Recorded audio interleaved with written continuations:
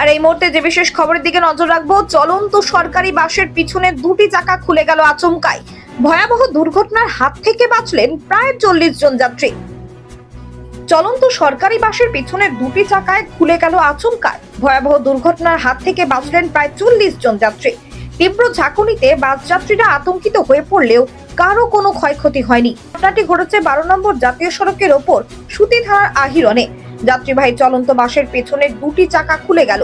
বড়সড় বিপত্তির হাত থেকে বরাত জোরে বাঁচলেন বাসের থাকা যাত্রীরা।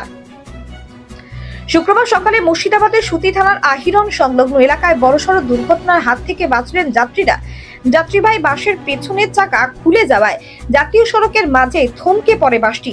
বড়সড় ঝাঁকুনি দিলেও কোনো রকমে রক্ষা পেয়েছেন বহু যাত্রী। কারো কোনো রকম ক্ষয়ক্ষতি হয়নি বলেই জানতে পারা গিয়েছে।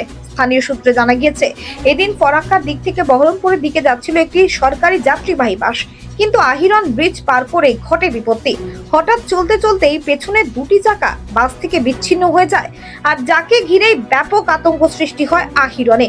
খবর পেয়ে ঘটনাস্থলে পৌঁছায় সুতি থানার পুলিশ। মালদা থেকে আসছিলাম, স্টেট বাস বহরমপুরে যাওয়ার উদ্দেশ্যে বেরিয়েছিলাম। আপনার ড্রাইভার মোটামুটি গাড়িটা 60-65 গতিতে ছিল। পেছনকার চাকা অ্যাক্সেল সব খুলেও ধাক্কা মারে এখানটায়। এটা ওমরপুরের আগে একটু। অনুভূতি তো একদম বাঁচিয়ে দিয়েছে ওপরওয়ালা, একদম সব শেষ হয়ে যেতাম। এমনি কেউ আহত হয়েছে?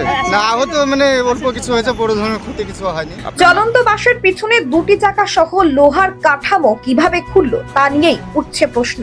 লোহার কাঠামো ভেঙে গিয়েই খুলে যায়। গাফিলতির অভিযোগ উঠছে সরকারি পরিবহন সংস্থার বিরুদ্ধে।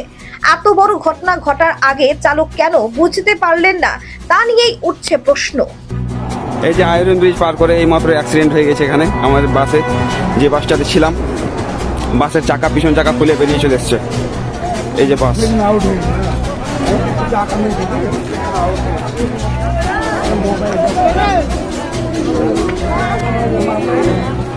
হতে